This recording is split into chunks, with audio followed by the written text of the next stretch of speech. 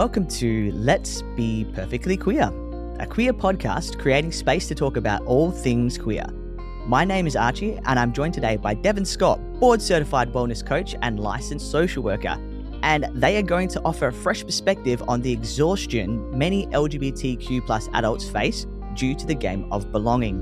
Questions of how you identify, seeking answers to clarify. Whether you're queen or somewhere in between, let's be perfectly queer. Welcome to the show.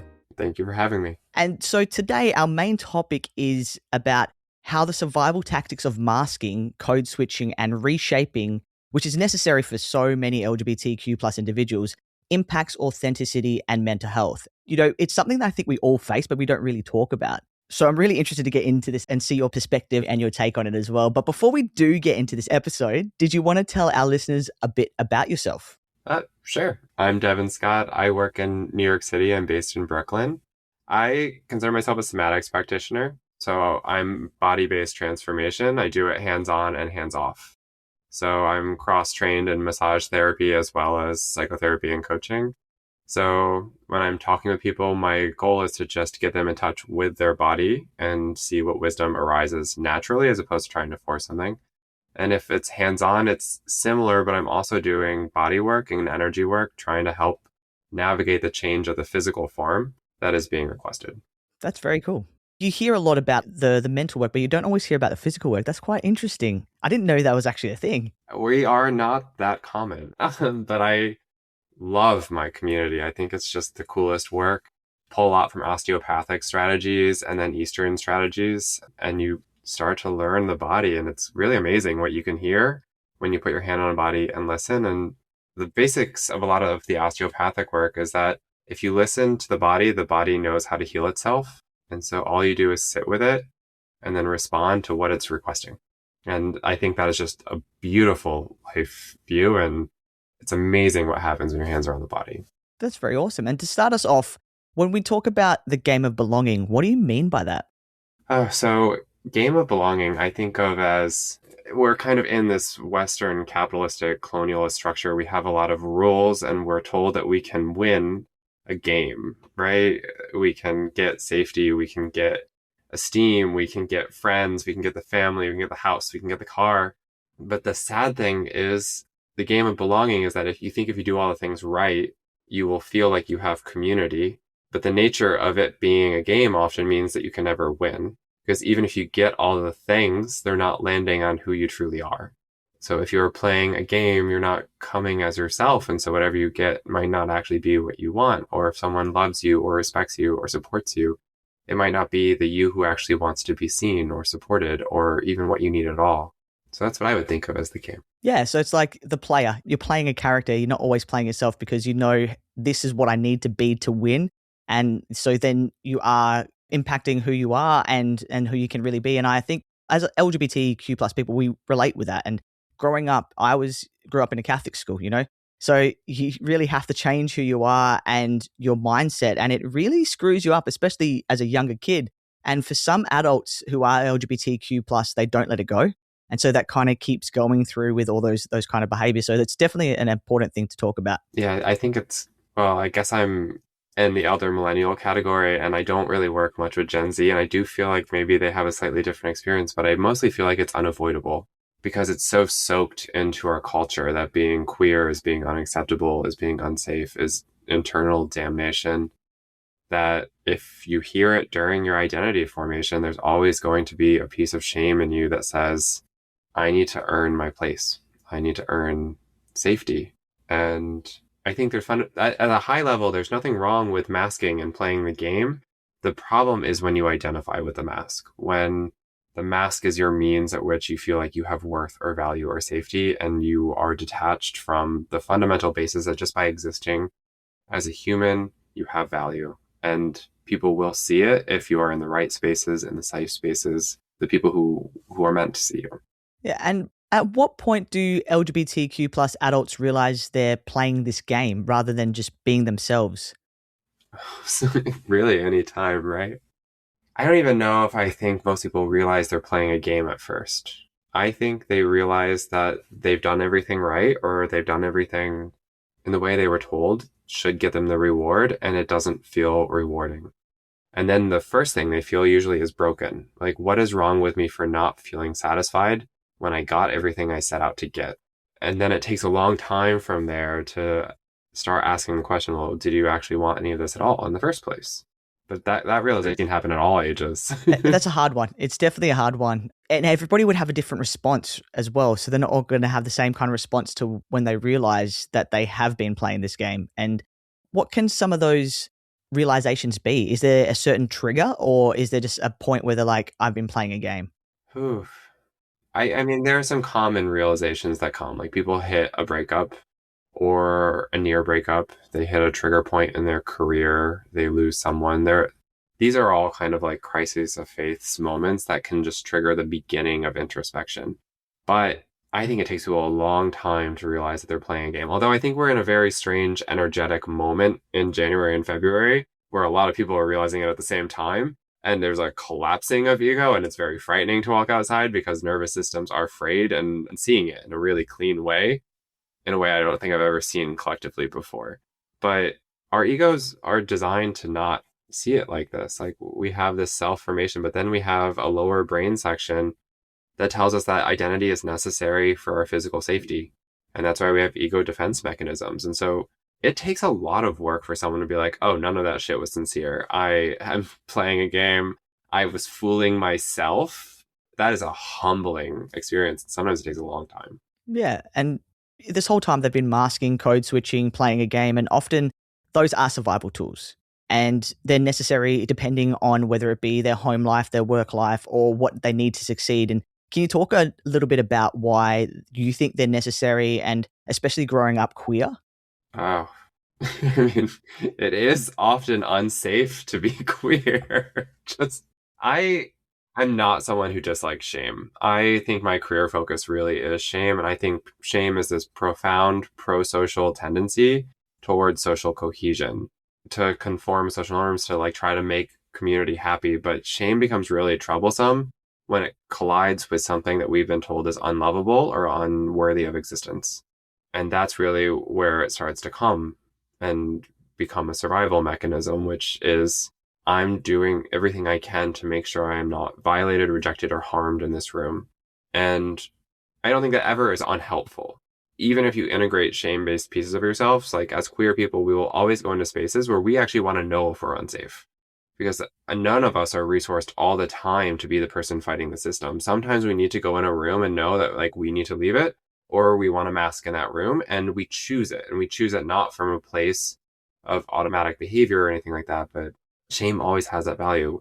Where it is really sticky is when we don't notice it, when we believe we are our mask, and we are not able yet to look at the fact that we're in the room fundamentally believing no one could love us, or we will never be safe, because that needs to be challenged. And how do these behaviors show up day to day for LGBTQ adults who might not even realize that they are doing these masking and code switching behaviors? There are so many ways that they can come up, but I work with a lot of gay men, and most of the gay male clients I get are high achievers.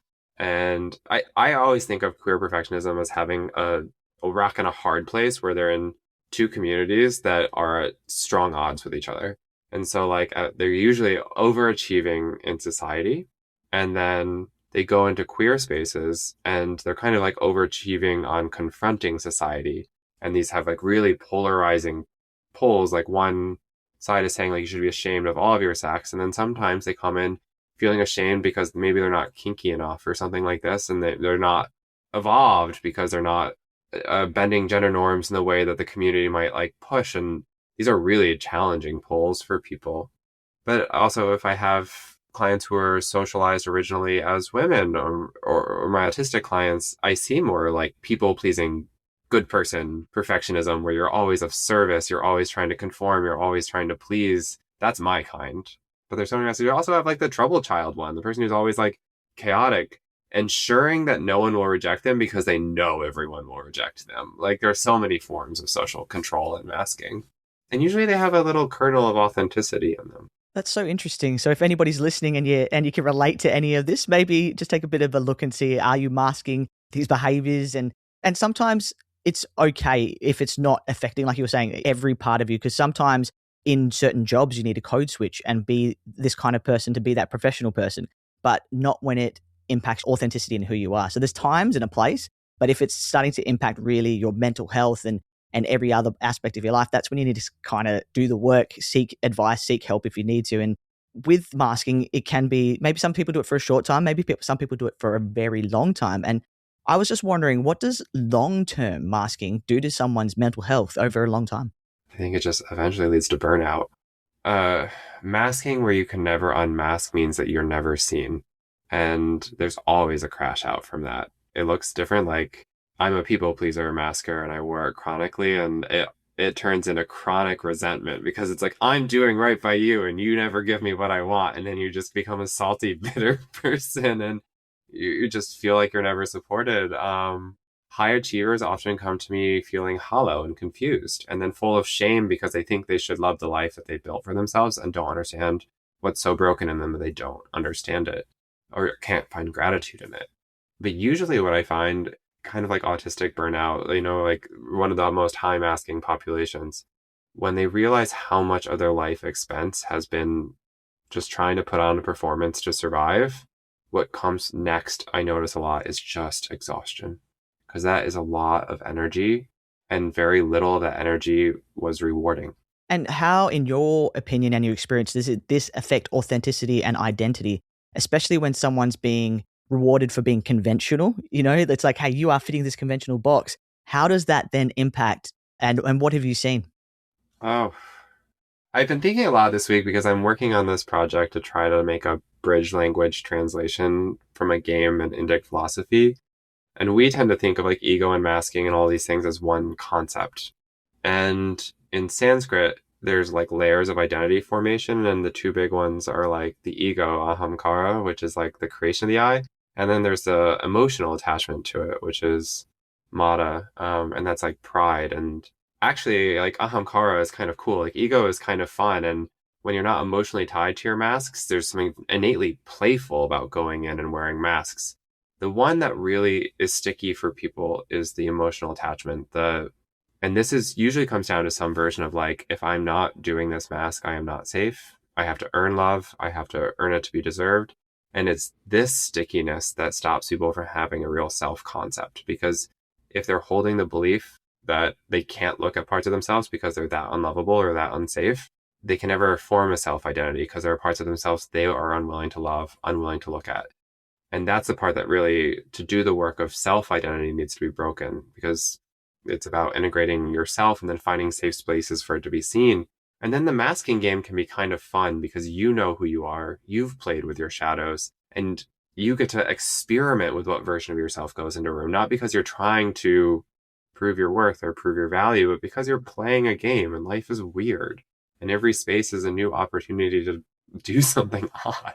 No, I love that. So you're translating a game. Do you want to explain that? I was a bit intrigued when you said that. I was like, what do you mean you're translating a game? So Leela is this board game that was kind of like rediscovered in India in the 1900s, but it's been around for more than 1,000 years. And it has a lot of different boards, but the most famous one is the inspiration for Chutes and Ladders. So most people like have seen this board at some point, but the nature of the board game is you roll in with a question. It's kind of like therapy meets tarot, and there are 72 squares that are the different levels of consciousness and yogic thought. And you go up and down through snakes, bringing you down to like problems in lower consciousness, and up ladders when something's like divine and gives you a break. But the nature of the game is you introspect on a question and you're playing it as a game, and life is a game, and it's not linear. You're not going up. The whole point is not necessarily to like reach an endpoint, but to just go in this circular way and constantly be seeing value in everything. And so like, you'll get to the top, you'll be at like a highest level of consciousness, and then egotism strikes because it's sneaky, and all of a sudden it thinks you're superior because you've been working on spirituality, and then you have to go back and remember, oh, I'm still alive, so I'm still learning. And this is the nature of life. You work on your shame, and then you think you've got it, and then you hit a new wall where like, oh, I found a new part of myself I hate. And you're back in the lower cycle. But I think that's lovely. So I'm working on this kind of translation of it because I find it so wise and kind of hard to understand for Western audiences. And I think that's a really great, because you're explaining therapy. You think you're getting there. You think you've overcome a hurdle, and then you hit a wall, and then you're like, oh, wait a minute, I totally didn't realize this was affecting me as much as it could. And doing something like this, especially for the Western world, it could give those who are not sure about therapy kind of a taster of like, okay, well, is this kind of like what I'm going to experience? And sometimes people prefer games to get them into something. So it's really interesting that you're doing that. That's really cool. So are you going to try to have people be able to access that, or is it just for your own entertainment? Right now, like one of my little side hobbies is that people can pay and I'll facilitate a game for a person or a group. But our hope is to launch a Kickstarter at the end of the year. We have like a new book trying to bridge the language, and my partner, she's designed a new board for it because the original board is so simple. And so we've made like this really artistic version of it, just try to add more beauty to it. So the goal is maybe like September we'll launch the Kickstarter. It does sound like something that you could play with friends who you're close to, and then you can help bond as well, or you could play it by yourself. You can do either. And so I think it's best when you have a group, because one of the natures of compassion is if you can see shared humanity, you remember that you're not alone, and that confronts shame just by nature. But we're working on other ways to kind of make it short of a game, because the games can run for hours even if you're just playing by yourself. So we're making an oracle deck and experimenting with a journal and just thinking about like, how do you get the nuggets out without needing to like have the full commitment? And so we're still kind of processing that. But yeah, it's really ego has been on my mind a lot this week, because I've been trying to work on the ego scores, and I'm having my own kind of like death of hubris this week, because I'm 2 months out from a very bad breakup. And I realized that one thing I've always been like kind of the good boy, like earning my worth by being the good boy. And I did a version of this with my spirituality, which was if I meditate enough and I feel like I'm aligned with my path and I'm doing something, I think I'm making a bargain with God or the divine or whatever I am calling it at that moment, that they will return me abundance. And they did not. And then I was like, oh, this was also a false bargain. It was the same manipulative strategy I've done my whole life, but this time I tried to do it with God or the universe or karma or whatever the word is. And I was like, okay, well, we've got to go back to the drawing board and remember that like I cannot control life. You can only control what you do, and you can only control the way that you react. That's pretty much it. You really can't control any other aspect. Even though some people love to control as much as they can, at the end of the day, you still can't control someone's reaction. You can't control how a job's going to go. And so a lot of it is about yourself and where you see yourself in the universe and how you deal with that. So it's quite interesting that you're talking about ego. Do you find that with the ego, does some people not realize that they do have this sense of ego? Do you have to kind of explain that to some of your clients? Well, ego is sneaky. So I think by nature of its existence, it tries to make sure it's not seen. And most people, I think, are familiar with the concept of ego, but I think most people are really averse to the idea that we are less evolved than we would like to be. You know, there are these studies on ego that we make our decisions and then it gets sent to another part of our brain to form the reason we did it. Like we make a decision and then afterwards our ego compiles the reason. So like it's actually much more reliable to just think of us as creatures that are acting like we're animals. But I think it's really ingrained in us that this is just like, we are not animals. No part of us is animals. We have free will. We are thoughtful. We are doing this. And I don't think people take it lightly or quickly, that actually most of what is happening in our life is just being witnessed by us and not necessarily being like ego chosen or like actually being thought through in the ways that we're thinking it. Yeah, that's quite interesting. And with people coming to the realization that they're masking and that they've been playing a version of themselves and they're not authentic, the pressure to mask in the first place, do you think it comes mainly from workplaces, families, queer space? Because people don't realize as well that you can be LGBTQ plus and be masking in a queer space as well, which is quite interesting. Do you think that it's one of those or it's a combination of all of them? I think it's all of them. I do tend to think as queer people, because we're kind of like born randomly into non-queer families, it doesn't drop down like nationality or race. A lot of it comes from birth and family, the nature of our adaptations. And then we form new challenges within queer spaces. This might be like kind of a trite example, but I was trying to think about like queer perfectionism when I was getting ready for this. And then I'm kind of a witchy person. I'm deep in the woo-woo. And I was at this witchy conference in October, and I went to this workshop called Queering the Tarot.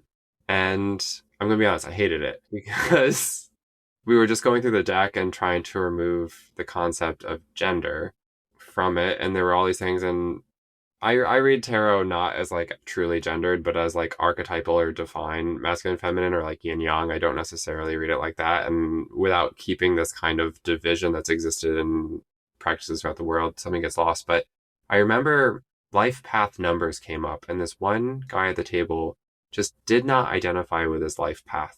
And the facilitator was like really stubborn and was just like, you know what? Like, you might come to see this later. And I find this kind of interesting that like we're a space bonded by being counterculture, by questioning social norms. And then here we are kind of saying that like, actually, you could not have a trans identity for your star sign or your year number. And I watched this person in the room have shame because he didn't identify with something based on his year of birth. And I thought it was very odd, given that like the nature of the room was one questioning gender norms. But then here, there's this other thing that we were being really rigid to and creating shame on. And I think this is kind of like a really, really small example, but I do think this pervades queer spaces because we can have a shame-based rigidity around what it means to be evolved or to be a good queer person or to be like sufficiently full of activism or resistance. And whatever adaptation we took from our family plays out in these spaces. I can relate to that personally in different ways if we're looking at all those different spaces. So when I grew up, obviously I grew up in a Catholic household that was, it's man, it's woman, that's it, that kind of thing. And then I went to a Catholic school. And so then I was masking and code switching and trying to be like, as female assigned at birth, it was like, okay, you need to like the boy, you need to look this way, you need to wear the school dresses. And so I was very exhausted as a kid. And it was constantly going through the motions of I'm playing a role. That's why I kind of love drama, because in drama class, I played the male characters and it's almost like my real authentic version was allowed to come out. I lived in a small town, which also doesn't help because everybody knows you're everybody's business. Moved to the city.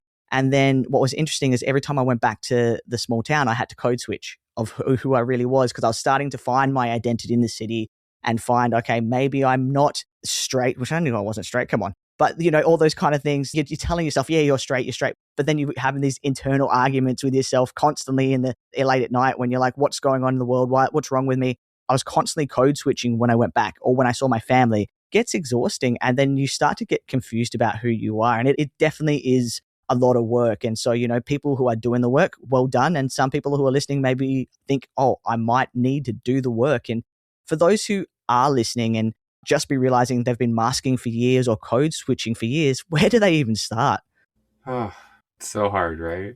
I think maybe the starting thought that I would like to offer anyone who's having this realization is that you should not have any shame or judgment that you've been code switching for years, because we are always doing the exact adaptation that we need to be doing in the moment.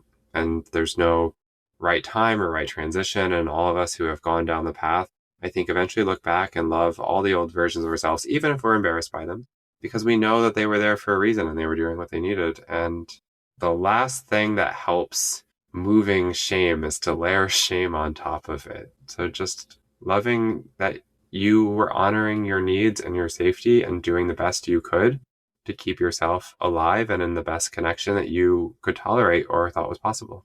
Yeah, that's beautiful. And I think as well, if I wouldn't be the person I am today without that shame, without those moments that I had to go through, and it's made me the person that I am. And I always think about what if this was done differently, I wouldn't be the person I am today. And I'm pretty proud about the person I am today and the work that I've done. So it does take a lot. There's definitely avenues for those who are listening.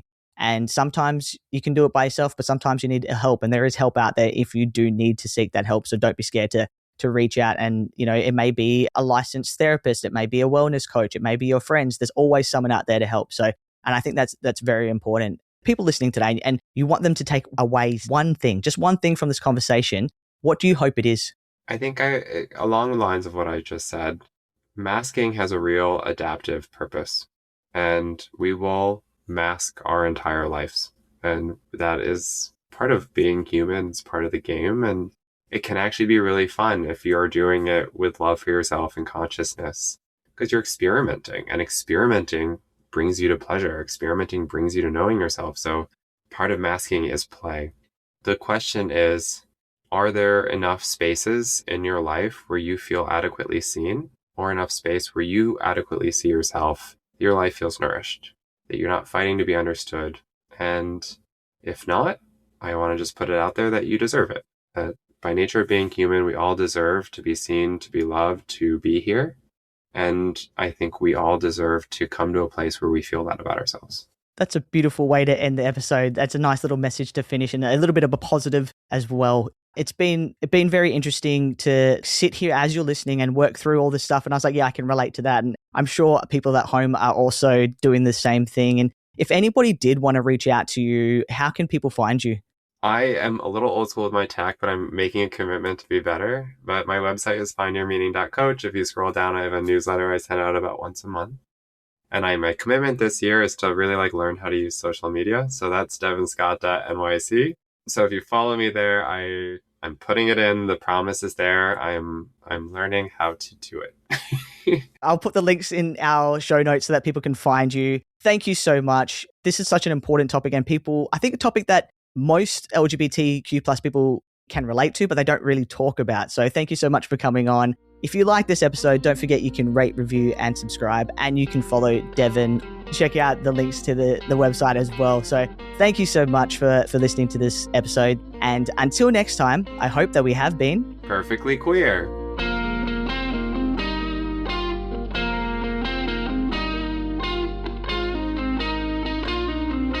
Let's be perfectly